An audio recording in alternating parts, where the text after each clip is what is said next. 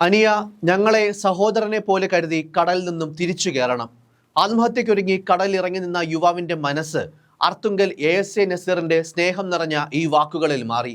അടുത്ത നിമിഷം യുവാവിനരികിലേക്ക് ഓടിയെത്തി നസീറും പോലീസ് ഓഫീസർ ശ്യാംലാലും നീട്ടിയ കൈകളിൽ മുറുകെ പിടിച്ച് ആ 30 വയസ്സുകാരൻ ജീവിതത്തിലേക്ക് തിരികെ കയറി.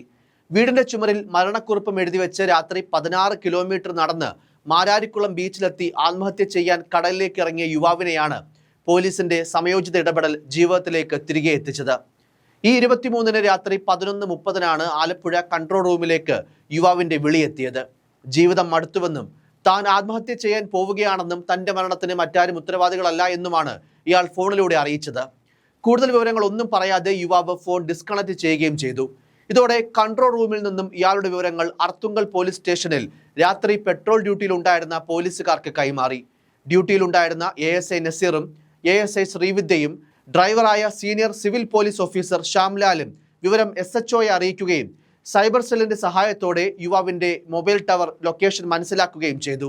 മൊബൈൽ ലൊക്കേഷൻ ബീച്ചിന് സമീപം കടലിനോട് ചേർന്ന് കണ്ടതോടെ പോലീസ് സംഘം ബീച്ചിലേക്ക് കുതിച്ചു. ഇതിനിടെ യുവാവിന്റെ ഫോണിലേക്ക് ഒട്ടേറെ തവണ വിളിച്ചെങ്കിലും കോൾ അറ്റൻഡ് ചെയ്തിരുന്നില്ല. പോലീസ് മാരാരിക്കുളം ബീച്ചിലെത്തിയപ്പോൾ കടലിലേക്ക് ഇറങ്ങിയ നിലയിലാണ് മൊബൈൽ ലൊക്കേഷൻ കാണിച്ചത്. കനത്ത ഇരുട്ടും മഴയും മൂലം ഉദ്യോഗസ്ഥർക്ക് ഇയാൾ കടലോരത്ത് ഏതു ഭാഗത്താണ് നിൽക്കുന്നതെന്ന് തിരിച്ചറിയാനും സാധിച്ചില്ല.